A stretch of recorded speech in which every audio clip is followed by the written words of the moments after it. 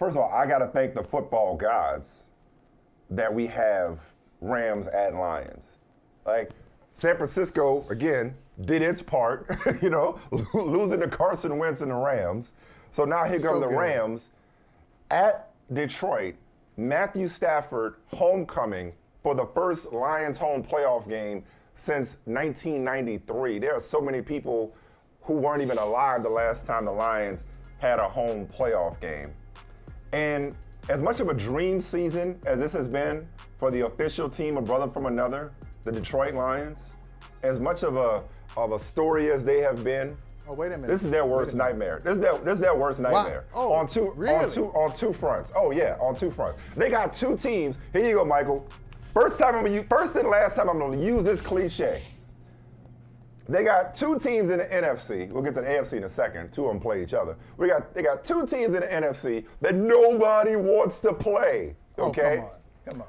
One of them is the Green Bay Packers, who are with Jordan Love at quarterback, are about to start this year 3 at the beginning of a 10-year run, another stretch of sustained excellence at quarterback play, following Favre, following Rodgers.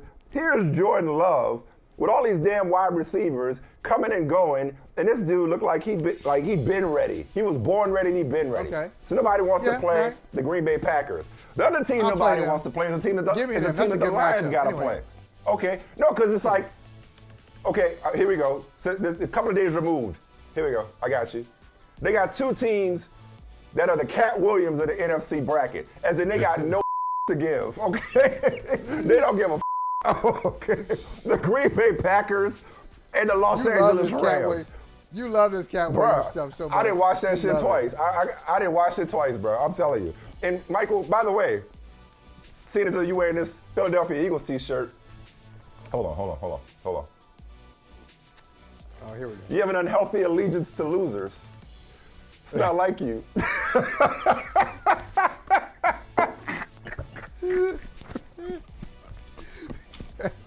Oh man, that's the quote of the year already. That's the quote of the year until further notice. That is a great You have an unhealthy allegiance to losers.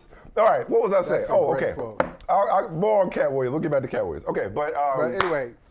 Detroit, no, it's the Lions' worst. It's the Lions' worst nightmare. First of all, you see Sam Laporta go down with an ugly knee injury. I mean, like record-setting rookie tight end, stud rookie tight end. Shout out to Brad Holmes and Dan Campbell, who knows a thing or two about tight ends. He goes down, right? It's not as if Jared Goff, with all due respect, is this guy who it doesn't matter who's in and out of the lineup. He's just going to get it done to begin with. Like Sam Laporta is a huge loss.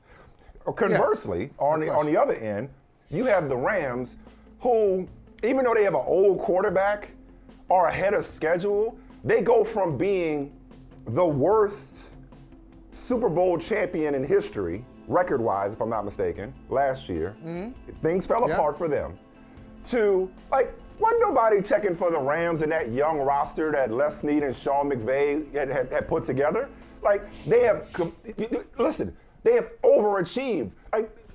You can't name many people, and I'm not talking about just you, you're an expert. I'm talking about most people can't name many people on Raheem Morris's defense outside of Aaron Donald. Okay? They tore that roster down, they paid the salary cap piper, and yet here they are, and the Lions have to get Matthew Stafford. And once again, they're still paying. They still got dead money. They're operating with millions of dollars of dead money on their cap, and they're getting it done. You mentioned in your feed, because you had 3 guys in your feed, if I'm not mistaken. You had Baker, Flacco, and Carson Wentz, the season of resurrected quarterbacks. Matthew Stafford was left for dead after last season, okay? Yeah. And here's Matthew Stafford coming in, slinging that thing, this season, the Puka Nacua and Cooper Kupp and DeMarcus Robinson, with Kyron Williams. It's like the Lions don't want, it was one thing for the Lions to watch Matthew Stafford win the Super Bowl from afar. They could live vicariously. That was fun. Matthew Stafford is about to light this past defense of Detroit up. I feel for the people of Detroit. They have waited a lifetime for this experience. And Matthew Stafford, of all people, is going to come into Ford Field and christen that stadium from a playoff standpoint and send his former team home. It's not poetic justice. It's sad. I'm sad for Detroit, because that's what's going to happen. Matthew Stafford is going to light them on fire. That's what's going to happen. Well, listen, Michael Smith, you've already referenced the poet, the author, the best-selling author, Tariq Trotter, also known as Black Thought. You've already referenced him with Things Fall Apart. I'm going to go back to a Tariq Trotter line. It's imperative that I change the narrative. And the narrative is about to change. The narrative is about to change because Matthew Stafford, this is why it's perfect. This is why all of Detroit wants to see Matthew Stafford come back. Like, hey, listen, we're different. When we left here and you bailed on us, we got to make it a little provocative. You asked out. You were happy to ask out.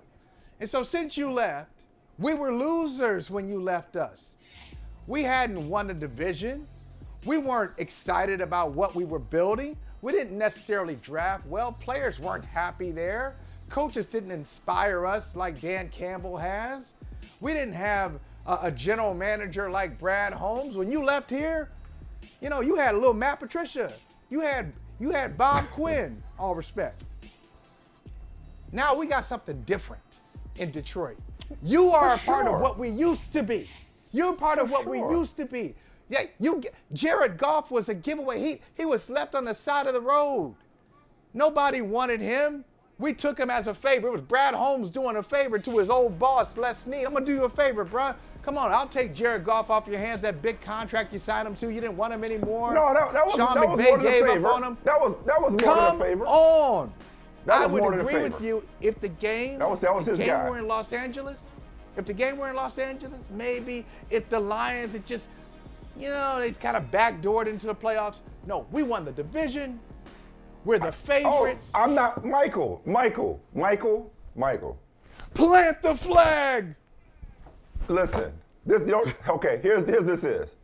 I built the Lions bandwagon. I was in the driver's seat. Your ass got in the passenger side. Now, I think I built it. I have gotten out. No, you're driving it now. I have gotten out. I got in the back seat. I'm taking a nap. Maybe I'm sleeping on the Lions, and you're driving. Congratulations. But just know, this is not some. What? Think about this. Think about this for a second. Just for your bandwagon analogy. Driving Detroit. I mean, come on. It ain't an ordinary bandwagon. This is the Motor City. Right. Like we know what we do. We know how to build bandwagons too. Build Ford tough. Oh man, no, what I'm saying this is not a tough matchup. I think they got this. I don't want you coming away from this conversation thinking like this is me like completely turning my back on what the Lions have built or ignoring how they're built for the long haul and how the future is bright and it's a new day in Detroit. No doubt about it. But ask any Detroiter if they're feeling good right now. If deep down in places they don't talk about at parties, or probably do talk about at parties, they are not sitting here feeling like, oh man, we get to face Matthew Stafford. Because wouldn't it be the most Detroit thing, if we're being honest, wouldn't it be the most Detroit thing for Matthew Stafford to end their season? Like, that's basically been Detroit's existence. That's basically the story of the Detroit Lions and being a Detroit Lions fan. To say nothing of the fact that Matt Stafford is playing lights out this year. To say nothing of the fact that Detroit's pass defense is awful. And they got Sean McVay. I mean, the original Ben Johnson. They got Sean McVay and Matthew Stafford and Puka Nacua and Cooper Kupp. This is the last thing that the Lions wanted to see. The last thing they wanted to see was Matthew Stafford coming in there with a point to prove and no to give. No way. He already got a Super Bowl ring. You want to talk about Detroit's different? Yeah. This ain't the Matthew Stafford that left. Matthew Stafford got a Super Bowl ring with a no-look pass on a game-winning drive. This ain't to say he didn't glowed up. He a different dude than the one that they traded away and said he ain't never gonna win the big game. We had a great view. We had a great view of that pass. But I'm about to say something, Michael. You're Mr. My Bet Your Money. Mr. My Bet Your Money. That three-point line. What does that say? What does that say? That says it's a coin flip, basically. It sounds like home team get 3 points. But they give them nothing more than the minimum. Ain't that the rule? My record, I mean, I don't know. My record my record suggests that, I kind of, I don't always agree with Vegas, but it's turned out in my favor. I'm just saying record, that. My record speaks for itself. How many fellas have you collared? Huh? I love that. Oh, man, you're going to make me go back again. I'm telling you, one of my favorites. Bill jails because of me. I'm about to say something that sounds like Matthew Stafford never won a Super Bowl. I'm about to say something that may sound disrespectful, but I mean no disrespect whatsoever. But it's a bad matchup for Detroit, seeing Matthew Stafford. Detroit is familiar with Matthew Stafford's work. They're familiar with his work. They know what his strengths are. They know what his weaknesses are. The whole city. I'm not talking about the current administration running the Lions right now. I'm talking about everybody in Detroit knows that Matthew Stafford, when he gets going, he can be a problem. He puts up some pretty good numbers, but even when things are going well, there are going to be some opportunities to intercept the football because he throws it a lot. And they know the Rams scheme. So, look, it's a great story and a good matchup. Great story. I didn't say great matchup. If I had to pick it's a great story, good matchup for the Lions. I expect the Lions to win it. I'm not saying they're going to blow them out, but I expect them to win the game comfortably. Such a good game. And we got it on NBC, Sunday Night Football. Hey, thank you for watching Brother from Another. If you haven't hit that subscribe button, go ahead and do that now. Don't forget, you can catch us 3 to 4 weekdays on PeacockTV.com and on Sirius XM Channel 85.